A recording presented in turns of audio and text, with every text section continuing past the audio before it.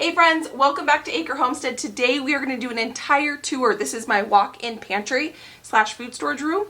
We're going to take a tour of this room, and we're also going to tour, I've got in my kitchen some built-in pantry shelves that we're going to tour as well. The majority of this food actually came out of 2021's garden, and we did a bunch of this preservation together. This does not represent everything we grew from 2021's garden.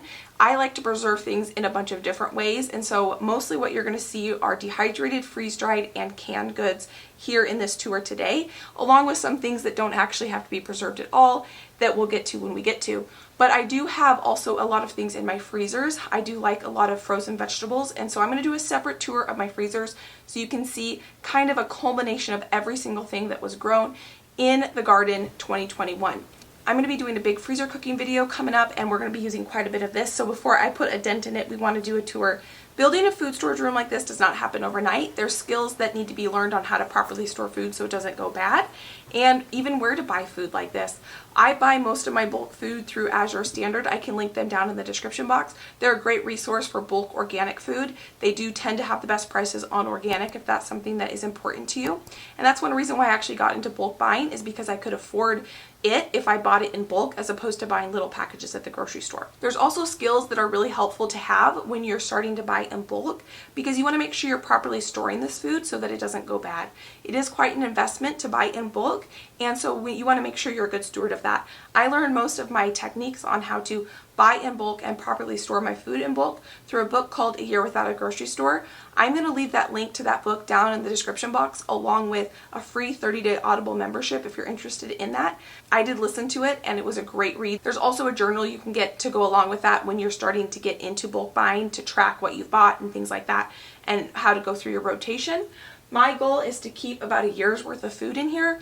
A year's worth of food that we actually go through. My goal is not to keep 20, 30 years worth of food in here of prepped items. My goal is to try to keep 1 year's worth of food in here so that if we have a job loss, we live in the Pacific Northwest, when there's even a threat of snow, grocery stores' shelves tend to get empty and you can't really go anywhere because there's no road management on snow removal.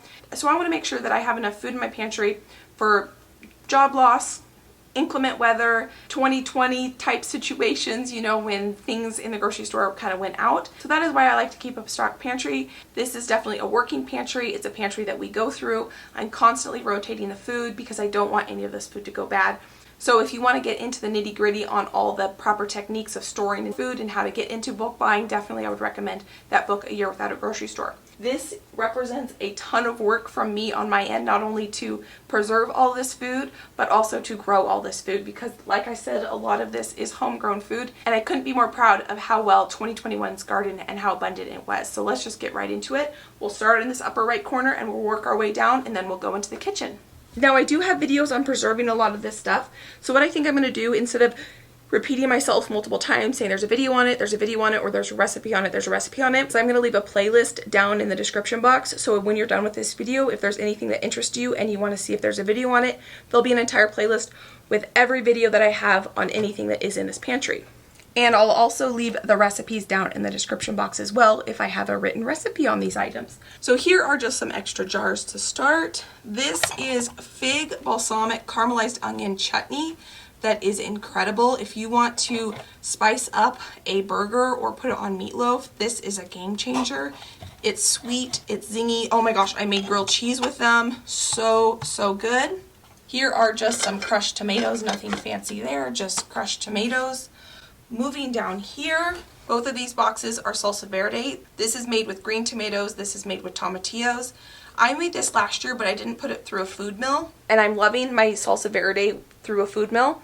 I'm actually going to be doing a big freezer cooking video here coming up, and we're going to be making some green enchiladas. I like to use my salsa verde that I made with tomatillos with chips and things like that, and then I like to use this one for green enchilada sauce. This here is salsa, just plain red tomato salsa, and this is actually the salsa juices.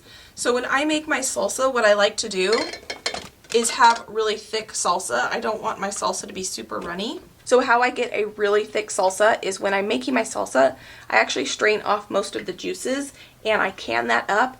And this stuff is amazing. I like it just as much as the actual salsa itself. I actually make my rice with the tomato juice because it makes phenomenal Mexican style rice. I don't know how authentic it is, but it has the lemon juice, all the pepper flavor, the tomato sauce flavor, and all the spices. And so it just makes really, really good Mexican rice. And you have your salsa, so it's kind of a 2-for-1. These 2 boxes are marinara sauce. This year is actually the first year I canned marinara sauce, and I could not be happier to have it on my pantry shelf. For years, when I first started getting into canning, way before I had a garden, I would buy my tomatoes bulk from a local farmer, and I would only can crushed tomatoes. And I did that because I wanted to be able to take those tomatoes and make them into anything I wanted. But sometimes if you want marinara sauce or you want pizza sauce, I didn't want to have to make it. So last year I made pizza sauce for the first time, and I was like, oh my gosh, this is amazing. I love having something that's already done on my pantry shelf. And so this year I was able to can up hopefully enough marinara sauce to get us through the year. If not, I do have crushed tomatoes I can turn into marinara sauce, but I'm really happy that I went ahead and made that this year. The next thing I want to do is maybe can up some meat sauce or something like that in the pressure canner, but I haven't done anything like that yet, so that's to come. These are potatoes here. I actually canned these up last year. My potatoes didn't do as well as they did last year, so I had pressured canned tomatoes from previous years. And knowing what I know now is you're not supposed to can potatoes with their skins on, so next time I will take the skins off, but we have been fine and we've been eating these, so I'm not going to worry about it. I have some cabbage slaw here. This is not my favorite. It's okay, but I probably won't ever can this again. It's like a quick pickle cabbage slaw. All of this is hot sauce. This is a tomatillo / cayenne pepper hot sauce. This one I just made up, so I don't have a recipe on it, but I do have a recipe on this.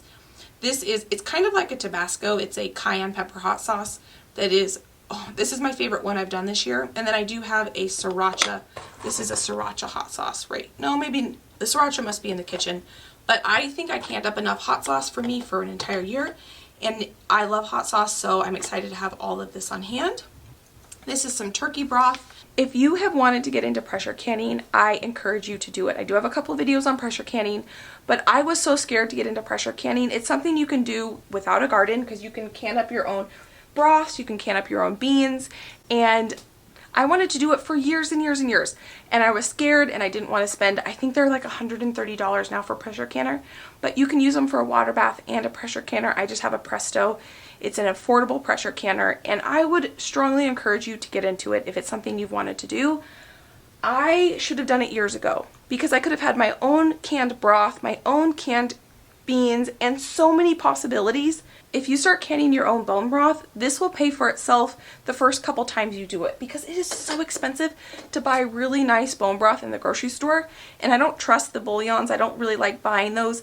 So if you like to make your own broth, get a pressure canner, because for years I would freeze my broth, and you know, when you want to go to cook something and it's frozen, even if you can just pop it in the microwave, it's not as convenient as having it right on your pantry shelf.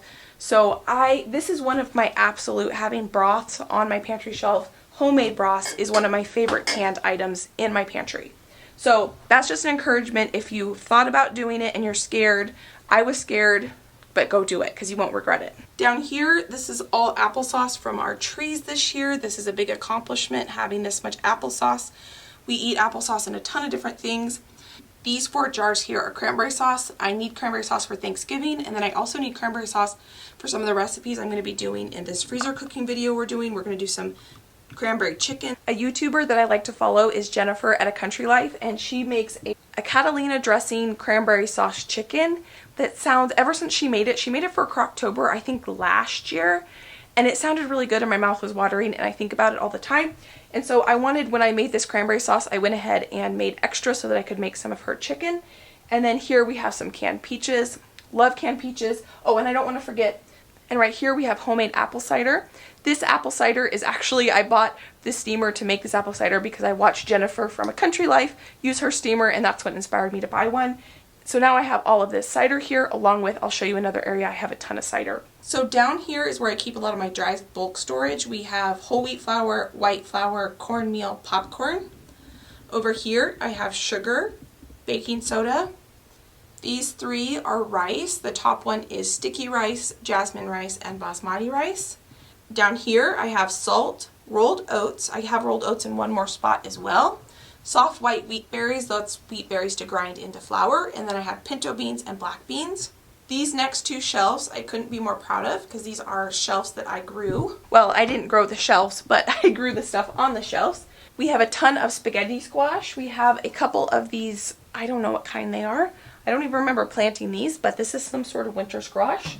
And then I have some butternut squash and some Cinderella pumpkins. Moving up here, we have sweet potatoes that I grew. That was the entire harvest, so hopefully next year we do a little better.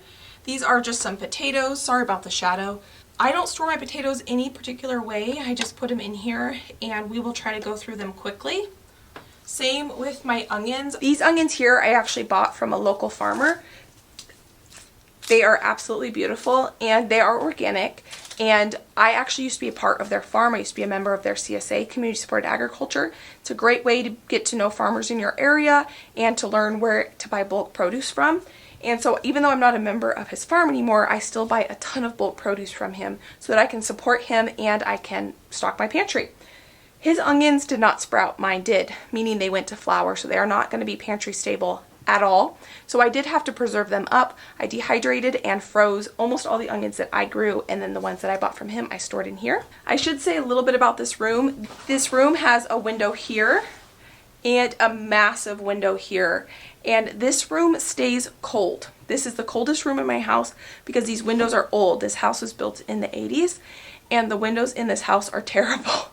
And so because there's these two massive windows in here and it's the farthest away from our wood stove, this room stays the coolest, so it's the best place for food storage. So even though I don't have a root cellar or anything like that, this is just where I choose to store my food because it does stay the coolest. And I do have these big blackout curtains on here because I don't want the light on my food because light is not good for food storage. I have some beautiful homegrown garlic here. A lot of it's missing because I just planted 500 heads of it.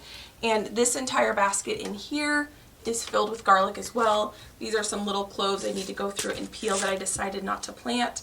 So I actually need to spend a day where I peel a bunch of this garlic and actually store it. I want to dehydrate a bunch of it and make my own homemade garlic powder, and then I also want to make garlic infused oils and the garlic that's stored in oil. So that's going to be a huge project because this entire basket is up to here filled with garlic. And some of these heads are little and so it's going to be a lot of work peeling them. So I'm kind of excited for that, but I just know it's going to be a lot of work. Alright, over here we just have some random things. We have some beer. I don't use this anymore, but I have a hard time throwing things away, so I haven't thrown just that sugar-free hazelnut stuff away. Back there, just a little bit of champagne. I have soy sauce, lemon juice. I buy this in bulk because we go through a lot of lemon juice, and then just some bars. I like to keep things like this on hand, not because we eat them when we're at home, but I keep them in my purse and it helps prevent me from, running through a drive-through or something like that. And then a big box of coconut milk. Up here, that bowl is a 30-quart bowl, and it is filled to probably about halfway with black beans that I grew, and I need to clean them and I just haven't got around to it, so that's why they're still sitting up there. I need to deal with that. I need to clean those beans, and I actually want to can them up, and if they're up there, out of sight, out of mind, so that needs to be a project I do soon because I actually need that bowl back. I'm doing this big freezer cooking meal day coming up soon, and that is an important bowl for me. I use that for that. Here are just this is canning supplies. I have pectins and lids in here, and these are just canning rings. I do have a second fridge in here. This was my husband's birthday present to me when I turned 30, so you know you're an adult when you ask for a refrigerator for your 30th birthday. And this is actually where I store most of my root vegetables. I have some beets in there, I have my celery root, and I have my carrots. My carrots are still crunchy. They've been in here since July, and today is November 12th. The way I store my carrots in the refrigerator is I actually wrap them up in a towel, and then I put them in a Ziploc bag and I seal it, and that way it allows the towel to absorb moisture and release moisture as needed so that the carrots aren't sitting in a moist environment, but it keeps the moisture in so they don't shrivel up and get kind of weird. So the last thing in here, I have some of my food preservation and food prep items. This is my freeze dryer here. It definitely was a lot bigger than I was expecting, and I purchased this stainless steel table, and it's on casters so I can wheel my freeze dryer around. They are about 220 pounds, so I needed a way to be able to move this without having to have my husband. This is quite an investment, so it's not something I really want to move around on my own, and I I have been moving this stainless steel table into my dining room when I freeze dry, but I think I'm going to start doing some freeze drying projects in here. And I'm really glad I have this table because it allows me the option to move it if I want to. I'm still really new to the whole freeze drying thing. And I can't wait for this winter, now that things have started to calm down a little bit, where I can really start experimenting and doing a bunch of stuff with this. So if you're interested in my freeze dryer, I'll link it down in the description box. But I will show you a couple things when we get into my kitchen, what I have freeze dried already. Alright, a couple other things that I have on this table. I've been keeping my Vitamix on here, and that's been a great place for it, along with my Instapot. And then my 2 Excalibur dehydrators I also keep down here, and it's just been really convenient to have them down here. I just have a harvest basket here, and the green thing is just the pump for the freeze dryer. I do want to show you too, up here I have my Presto canner and another big stainless steel bowl. Normally my stainless steel bowls are all sitting in each other. This is technically my grow station. This needs to be changed at some point because right now it is holding all my empty jars along with some kombucha, and obviously I can't grow things on there with that. So I'm going to have to figure out a new situation for my grow station because I can't have a blackout curtain where I'm trying to grow vegetable starts. So we'll have to figure that out. The silver right there, those are my grow lights. They are adjustable. And then up here I have all my seeds. This is not a good system for me. It's super unorganized. I don't know what seeds I have. I don't know what seeds I need, and I need to come up with a better solution. That is going to be a winter project to get that organized. All right, that is the walk-in food storage room. And this is the kitchen that has all the cupboards that have a bunch of pantry items in them. So let's go through this built-in pantry in the kitchen. This first cupboard is super unorganized and embarrassing, so we're not even going to look into it. But it's all of like prescriptions, dog prescriptions, human prescriptions. It's my medicine cabinet, but it's a disaster, so we're not going to look in there. But the rest of them are fair game. So let's go ahead and look in here. This first cupboard is where I keep a lot of dried goods. All my freeze-dried goods are over here. I have freeze-dried eggs, freeze-dried peppers. I've been using these in the Instapot to make instant pasta sauces and pasta, where you throw the pasta and all the liquids and everything in there. And I've been putting these in that, and that has been a game changer. I love it. I have here some homemade bone broth that I freeze-dried. This is some calendula oil, which I have a couple of recipes with this on YouTube, and that's what that is. That's just some extra oil. I have a little bit of quinoa. I have some freeze-dried fruit.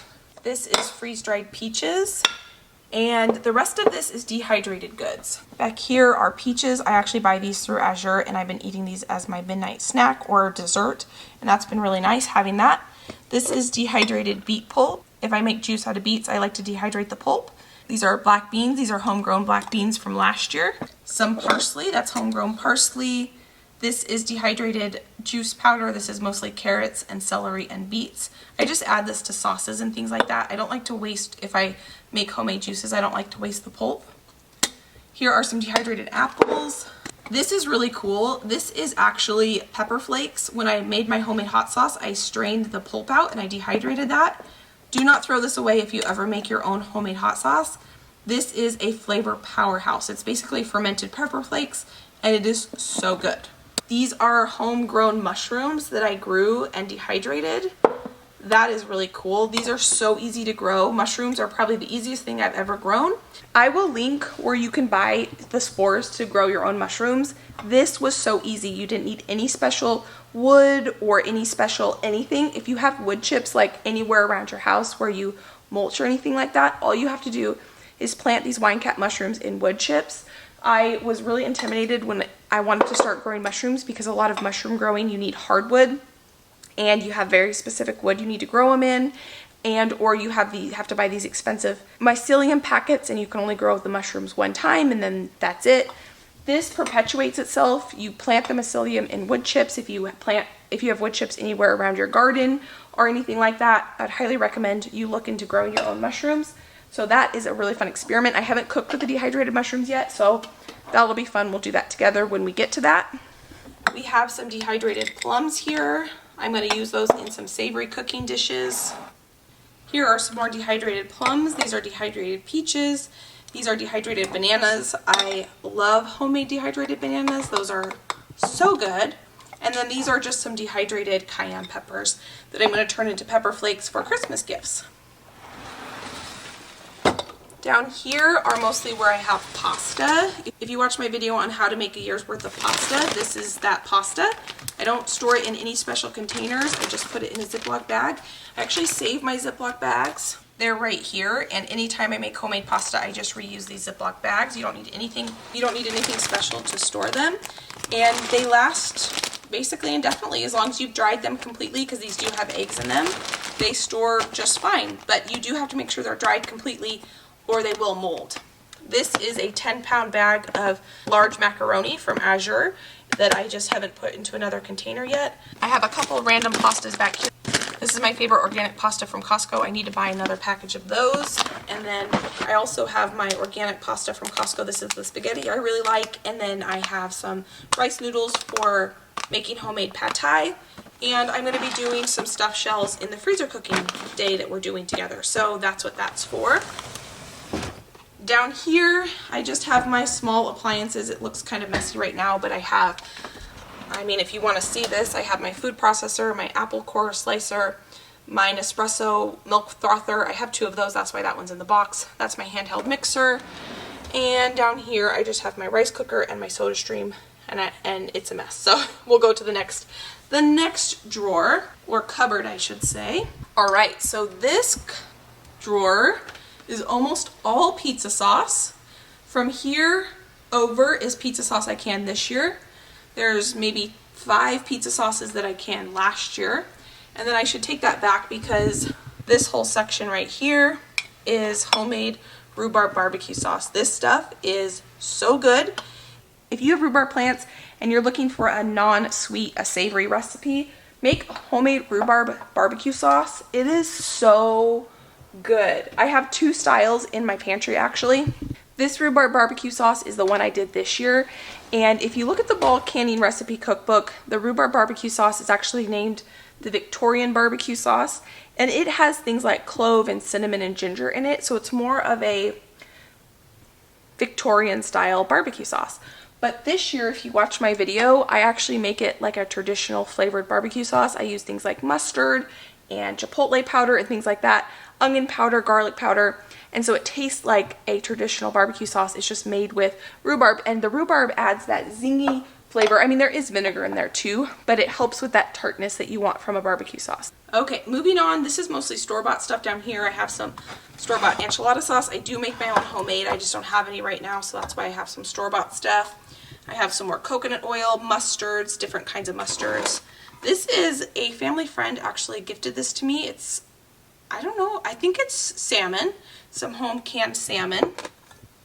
I have some Portland Worcestershire sauce, which I'm excited to try. I still haven't tried that.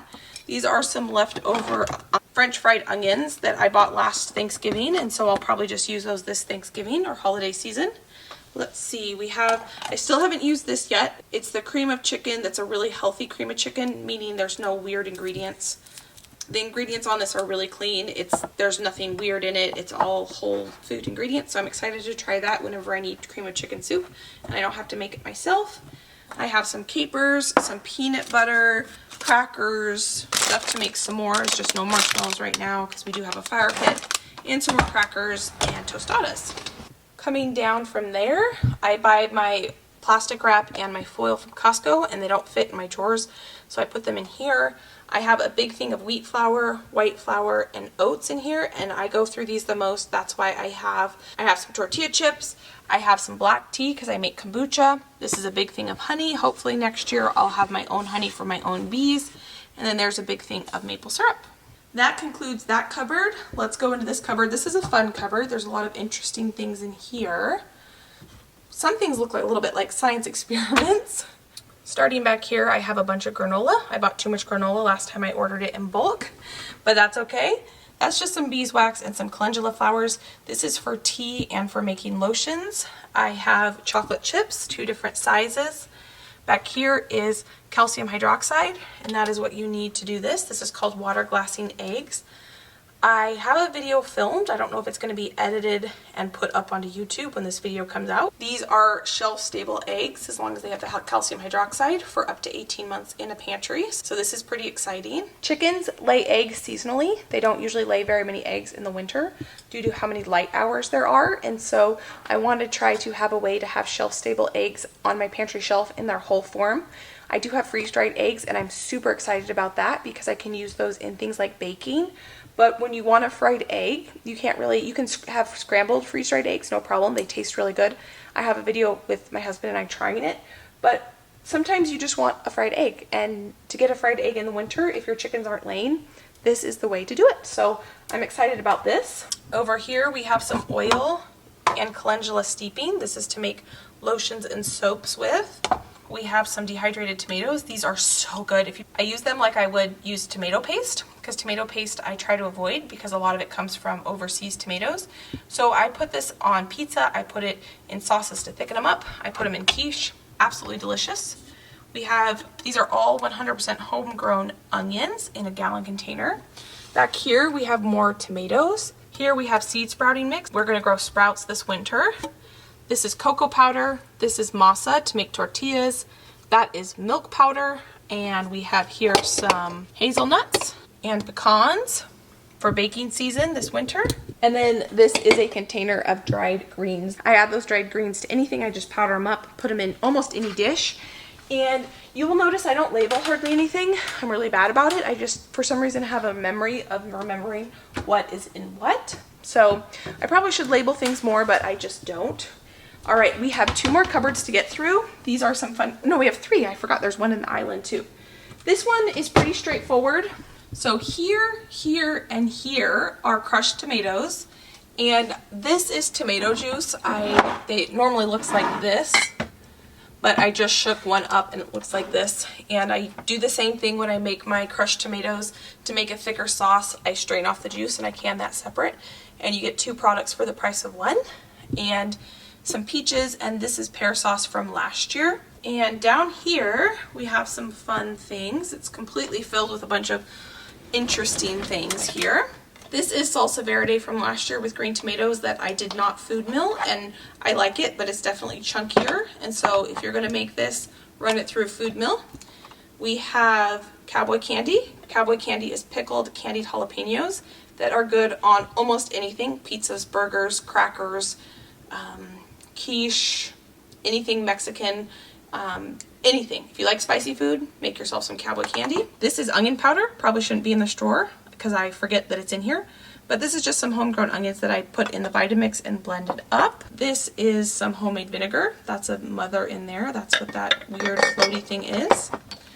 I like to make my own homemade cleaner, and I have a whole video on this. Basically, I put a jar with vinegar in my pantry, and anytime I use lemons, I throw them in here, and then I strain that and use that for cleaner. This is zucchinis dehydrated up. I don't actually like to eat these or reconstitute them. The way I've been using these up is actually powder them up and then put them in random dishes, and you don't even know you have zucchini powder in there. This is some homemade seasoned salt. I like to make big batches, and then I don't have to make it very often. Down here is mostly where we have jams and jellies, or jams and jams, because I actually don't make jelly.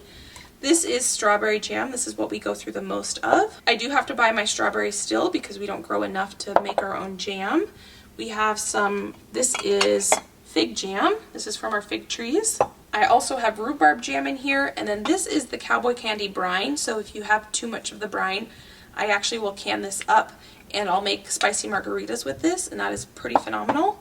Just follow a margarita recipe and then add maybe like an ounce or half an ounce of this in it, and you'll get a spicy margarita. And then I have some more hot sauce. I don't know why these are in here, not with the other hot sauce, but there's some hot sauce there. And down here I have more jam. I have a ton of rhubarb jam. This is rhubarb jam here. And I have some more cowboy candy, it looks like back there. Some cranberry juice, and then I think this is rhubarb barbecue sauce. Yep, this is rhubarb barbecue sauce from last year. This is the Victorian style, which is really good. It just doesn't taste like a traditional barbecue sauce. And then I gift these. I make homemade taco seasoning and homemade ranch powder, and I like to have these in my pantry, and I like to give these as gifts. And if I keep them pre-made, I don't have to worry about a gift if I need one real quick. Just throw a couple of those together and maybe grab a jam or 2 or a hot sauce, and I've got a beautiful homemade gift. Moving down here, I have 3 gallons of apple cider vinegar. I have 1 gallon of red wine vinegar. I have 3 gallons of white wine vinegar. This is some homemade vinegar. This is black strap molasses because I make my own brown sugar. And then I have 2 half gallons, or I don't know, are these, yeah, these are half gallons of oil. That's avocado oil and some olive oil because I like to keep bulk of those. And this is actually a spaghetti squash from last year's garden. Oh, it looks like it might have a spot on it. All right, so this needs to, it's not soft, but this probably needs to be eaten ASAP. This is why I'm not storing my spaghetti squash in this cupboard like I did last year, because out of sight, out of mind. If you don't see it, you don't think to eat it. And so having it stare at me every time I come into this room is going to help me remember to eat the spaghetti squash. Last but not least, I have this cupboard here. This is all peach salsa, and then we have the Asian pear sauce that I made, and there's Asian pear cider that I did with the juicer. I also have more pear sauce here. This is more of that cabbage slaw. This is a cranberry infused vodka that I made, and then here is just more crushed tomatoes. That concludes the walk-in pantry tour and the built-in pantry tour. Don't forget, I do have a ton of more produce that I preserved up that's in my freezers, which will be a completely different video. So if you want to see that, stay tuned. Friends, don't forget to check the description box of this video. There's going to be a ton of stuff down there. There's going to be the book, A Year Without a Grocery Store. So if you're interested in learning how to get started on bulk buying or food preservation, she's a great resource. And even if you don't have a big garden like I do, or you don't have big spaces, you can get started right where you are. You can definitely get started on food preservation, buying from your local farmer's market, buying directly from your farmer, buying stuff from grocery stores when it's on sale and learning how to preserve it. And you can get started on bulk buying and building your food storage room even if you don't have a big space like I do. My husband and I started this journey in our last house, and we turned our guest bedroom closet into a pantry. I hope you guys enjoyed this video and got a lot out of it. If you did, please give it a thumbs up. I'd greatly appreciate that. I hope you guys are having a great night. Thank you for spending time with me today, and I will see you next time.